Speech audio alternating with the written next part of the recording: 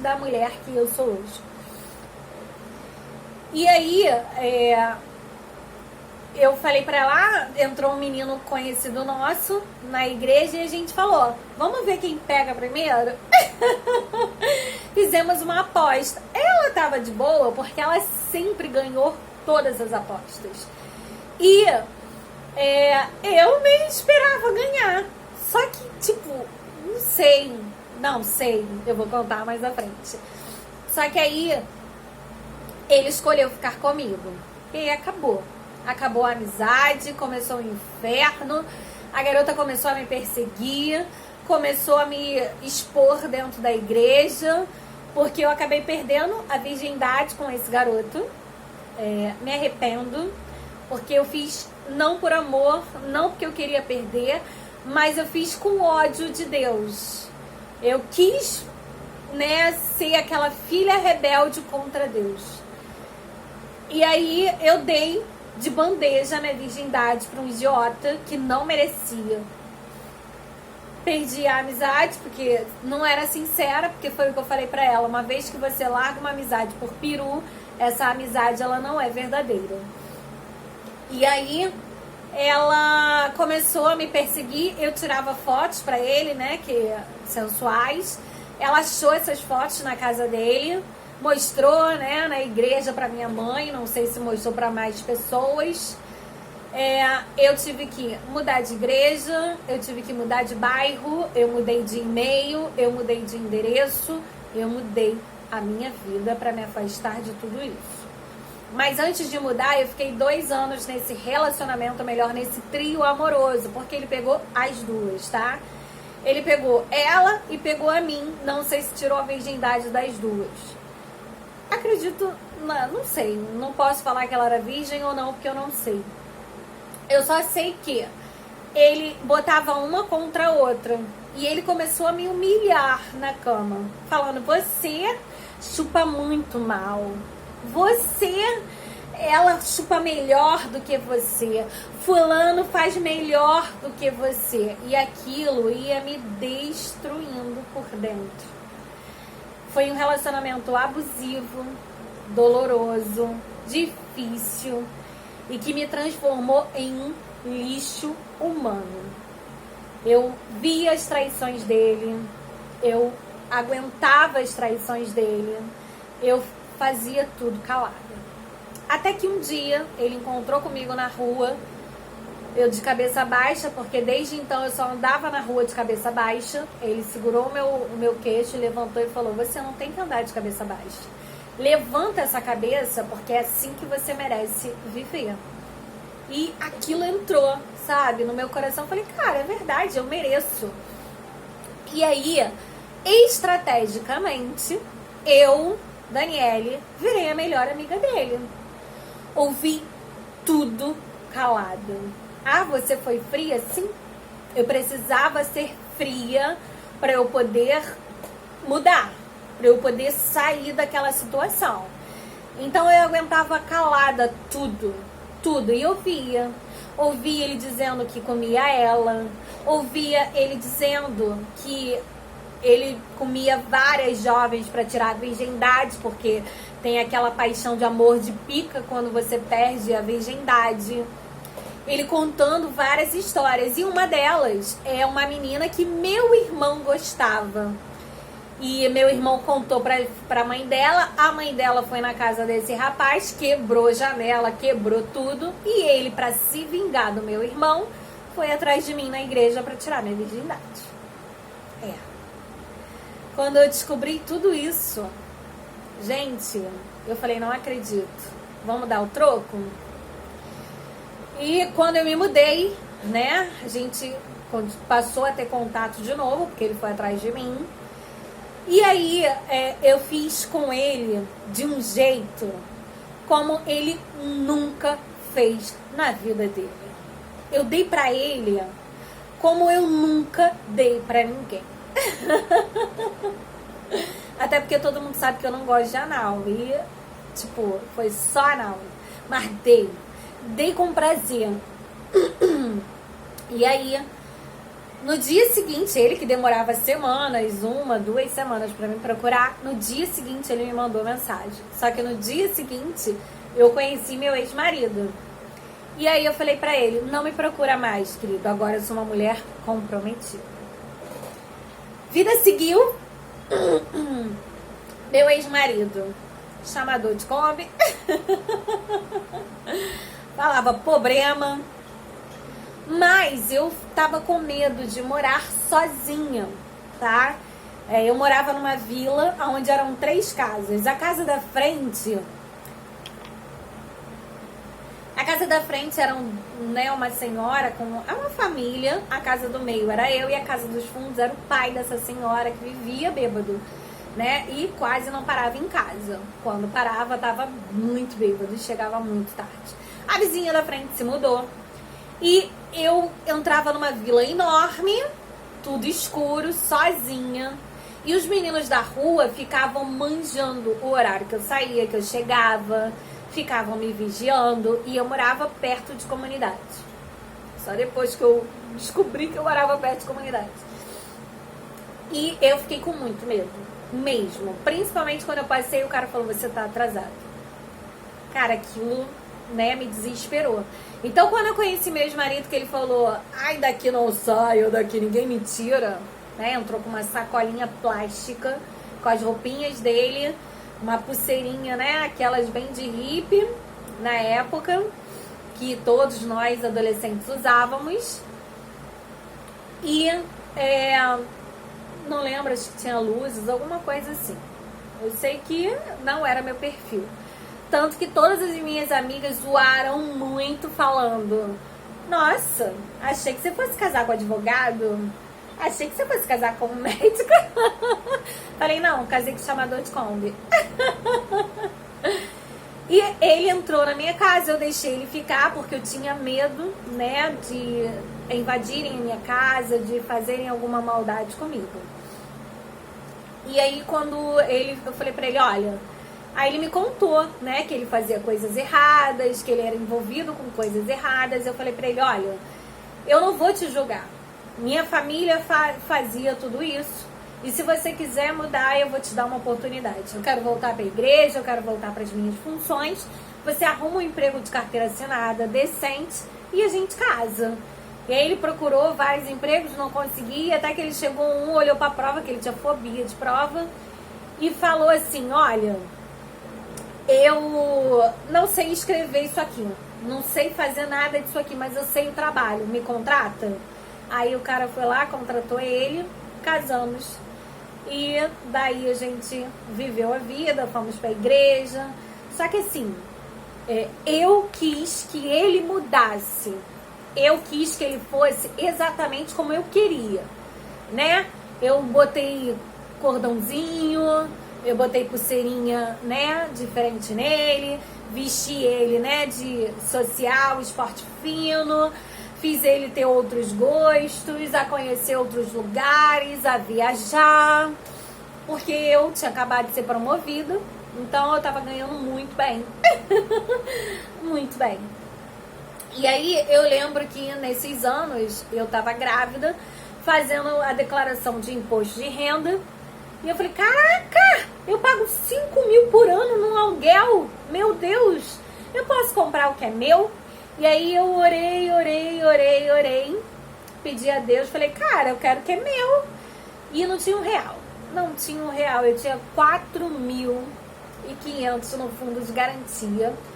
Precisava de 20% do valor do imóvel para comprar um imóvel usado pela Caixa, financiado. E o valor que eu tinha não dava. Ainda mais no bairro que eu queria morar. E aí, gente, eu conto a história detalhada. Depois eu posso contar essa história melhor pra vocês. Comprar o apartamento. E hoje eu estou nele fazem 12 anos. Vou relatar só um pouquinho da história. Eu fui numa imobiliária. Silva Costa Silva, alguma coisa assim. Inclusive o cara frequentava a minha igreja. Dei entrada de R$1.000 e falei, olha, eu quero comprar esse apartamento. Tirei férias para ter mais um dinheirinho e falei, né, procurei na internet como é que se despachava a documentação. Falei pra ele, olha, não tenho dinheiro, eu vou ser a minha despachante. Aí o cara, ok. E aí assinamos o contrato, eu ia dar, inclusive, todo o dinheiro que eu tinha. Que o marido da minha tia, sabendo que eu precisava de 5 mil, ofereceu 5 mil emprestado. Pegou no nome dele e me emprestou, porque quando você financia, você não pode pegar empréstimo no seu nome, senão a Caixa não te libera a carta. Aí aceitei esse empréstimo, falei pra minha mulher, eu não vou te dar 5 mil. Aí eles falaram, não precisa dar isso tudo, dá 1.000 de entrada. Aí dei 1.000 de entrada e falei, olha, eu vou comprar esse apartamento. Só que o apartamento tava com uma dívida dentro da Caixa. E aí só com um despachante conhecido de alguém dentro da Caixa para conseguir desenrolar isso, né? E conseguir fazer a venda. Eu não tinha dinheiro para pagar o despachante. Aí a imobiliária simplesmente falou, então você não vai comprar esse imóvel. Aí eu falei, então tá. Então você, conforme o contrato, tem que me devolver o valor que eu te dei em dobro. O cara da imobiliária sumiu, fechou a imobiliária, trocou de carro, trocou de número de telefone, sumiu com o dinheiro. Dei, parte no Cresce, entrei na justiça, no final não deu nada, tá? E o meu ex-marido ficava pra mim, sua idiota, sua burra, sua imbecil, você tinha que comprar um carro, não casa. E aí eu ia pra igreja e o pastor falava, ora porque esse apartamento Deus falou que vai ser seu. Aí tá. Aí chegava pro meu ex-marido e falava, vamos orar, Deus falou que o apartamento vai ser meu. Aí ele falava, eu vou orar nada, se vira, você perdeu R$1.000. Tá cagando dinheiro, como se ele pagasse alguma coisa. Porque na época eu ganhava 3 mil, ele ganhava R$500, não pagava nem a metade das contas de casa. Eu ainda paguei autoescola pra ele, paguei pra ele terminar o 2º grau. Inclusive chamei ele pra fazer um nível superior e o cara não quis. Nem a autoescola ele terminou. Dobrei meu joelho, orei. Aí eu lembro que, assim, na época que eu fiz o meu telefone fixo, a operadora perguntava se eu queria divulgar nas listas telefônicas. Por conta, de eu ter mudado de Caxias, ter mudado tudo, eu não pedi para não anunciar meu número nas listas telefônicas. Listas amarelas, quem conhece. E aí, o dono do apartamento, ao saber da história, depois de 2, 3 meses, ele me procurou. E aí, meu nome completo é Daniele, Leite da Silva. E lá em Caxias tem uma Daniele Leite da Silva, que é prima de um menino que estudou comigo. E aí o cara ligou pra ela, arrumou uma confusão na vida da mulher, porque falou com o esposo dela, não, porque ela quer comprar um apartamento, o esposo dela brigando com ela, achando que ela tinha traído, enfim. E ele me contou isso bem depois, tá, gente? E aí, por fim, ele conseguiu contato comigo e falou, Daniele, você quer comprar o apartamento? Eu falei, quero. Só que eu não tenho dinheiro, ainda perdi mais R$1.000. E pagando o empréstimo, pagando o meu aluguel. Aí ele falou, olha, eu vou te vender mais barato. Tipo, ele me vendeu 5 mil mais barato. Ele pagou o despachante e ainda perguntou se eu queria os R$1.000 de volta. Eu falei, não precisa dos R$1.000 de volta não. Porque, você já tá me dando muita coisa. E hoje, fazem 12 anos que eu tô no apartamento. Pergunta se meu ex-marido tá aqui. Não! Fazem 9 que ele foi mandado embora dessa casa. Enfim, depois que eu comprei o apartamento, tive meu filho. Quando meu filho tava com 2 anos e pouquinho, eu resolvi, ficar em casa com ele, sonhar os meus sonhos, abrir a minha... E eu lembro, gente, que na época que eu comprei o apartamento, no dia, eu ia na Caixa todos os dias. Eu fiz amizade de todo mundo na Caixa. E aí a menina foi me orientando como comprar, enfim, como fazer. Quando a carta ia sair, meu ex-marido deu um soco no cara dentro da loja e falou, pediu pra ser mandado embora. Aí quer dizer, a renda dele já não tinha mais Eu tive que ficar mais 3 meses fazendo depósito em outra conta, né? Pra poder comprovar 2 rendas, porque eu tinha 2 rendas, e não podia mais contar com a renda dele. Enfim. Aí, quando meu filho fez 2 anos e meio, eu resolvi abrir uma loja lá em Caxias e pedi pro meu ex-marido, né, que ele já tinha arrumado outro emprego, assumir a casa finalmente, tá? Finalmente assumi o papel de homem dentro de casa. Resumindo, fui pra loja e sabe quem passava na loja todos os dias? Todos os dias. O abençoado que tirou minha virgindade. Gente, foram anos que tinham se passado, 6 anos, e o cara não tinha me esquecido. Mas, né, quase caí em tentação, mas Deus livrou-me do mal. Amém. E aí, eu já tava brigada com meu ex-marido. Por quê? Porque o abençoado brigou no trabalho, pediu pra ser mandado embora de novo, porque ele agora era empresário. Resumindo, a loja não dava pra pagar as contas de casa, creche pro meu filho, repor mercadoria da loja e as contas da loja. O que eu fiz? Depois de 8 meses de loja, consegui recuperar o valor investido. Deixei, já tinha me separado, deixei a loja com meu ex-marido e com o meu irmão. 2 meses, 3 meses, chega as contas para mim, a cobrança imobiliária, luz, telefone, que não estavam sendo pagas. Eles estavam na loja, trabalhando na loja, investindo na loja e não estavam pagando as contas da loja. O que eu fiz? Dei ultimato, falei, olha, eu vou fechar a loja. Meu irmão, meu ex-marido tinha comprado R$500 de mercadoria. Meu irmão foi lá, pegou todas as mercadorias da loja, arara, um monte de coisa, sumiu, não deu as caras, ninguém apareceu. Um cara que eu conheci na faculdade, que tinha uma ONG, é que me ajudou a recolher o restante das coisas da loja. Levei, né, pra casa, depois fui vendendo pela OLX e voltei para o mercado de trabalho. Eu voltei sem R$1, separada, sem 1 centavo no bolso. E na semana que eu me separei do meu ex-marido, ele levou o pagamento, porque ele era o homem, o dono da casa, né? Ele já estava em outro emprego, e ele levou o pagamento. Cara, meu filho não tinha uma fralda, ele só bebia suco Adas, não tinha um suco Adas pro garoto. E eu liguei para o infeliz e ele falou, se vira, dá seu jeito. A lágrima desceu na hora, eu peguei um lençol,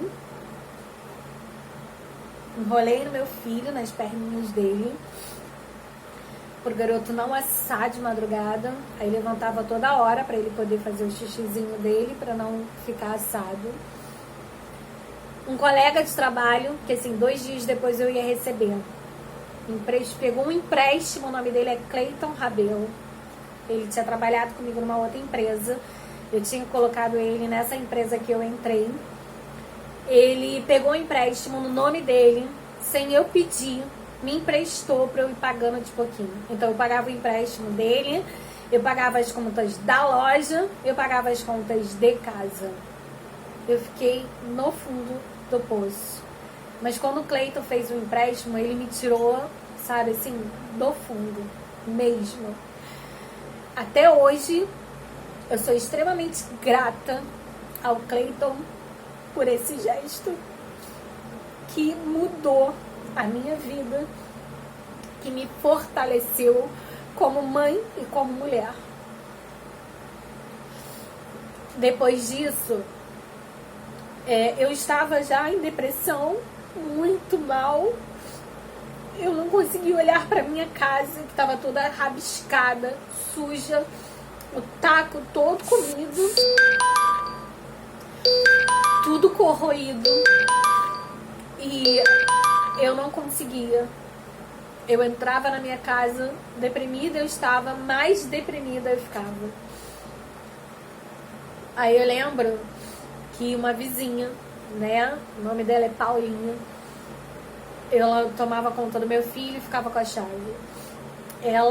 Eu cheguei em casa, ela arrumou minha casa toda, tá? Ela não pintou, ela só botou uma cortina, uns enfeitezinhos no rack, na mesa, e arrumou a casa, assim, trocou os móveis junto com o marido de lugar. Gente, aquilo me tirou da depressão na hora. Eu falei, gente, as coisas podem mudar, as coisas podem acontecer na minha vida, e aquilo me animou e me transformou. E cada mês eu comprava uma coisinha pra casa quando sobrava dinheiro. Assim, gente, eu saí das cinzas mesmo, eu virei fênix, ressurgi. Só que depois o meu filho entrou em depressão, ficou mal, passava de mão em mão, de casa em casa, ouvindo o tempo inteiro: eu não te quero, você é bagunceiro, você é insuportável. E eu não sabia o que fazer, e eu ficava nervosa, eu brigava com ele, eu gritava com ele, porque eu precisava que ele ficasse com alguém para eu poder trabalhar, para eu poder pagar as contas. E ele aloprava para chamar a atenção, para eu sair do trabalho, para eu ir buscá-lo. Eu lembro que duas mulheres: eu sou a Super Dani. Cara, no dia seguinte elas ligavam chorando, pedindo para eu buscar a criança. E levei para psicólogo, levei ele para vários especialistas. Ele estava sendo expulso, foi expulso de uma escola, de outra escola. Aí eu lembro a Lemos de Castro, uma escola lá em Madureira, onde o diretor da escola, o dono da escola, me botou numa sala e falou pra mim assim: seu filho é o pior aluno que essa escola já teve. A escola tinha 25 anos.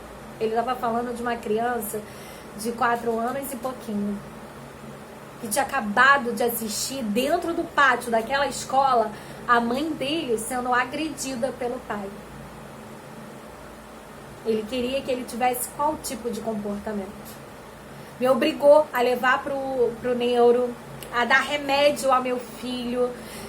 Quando eu vi meu filho desmaiando, tomando aquele remédio, que eu esqueci o nome, que dá em crianças que é muito agitada, eu joguei aquele remédio fora, eu parei de dar, eu troquei meu filho de escola. Aí ele foi para uma escola chamada Turma da Mônica, depois de passar por outras escolas.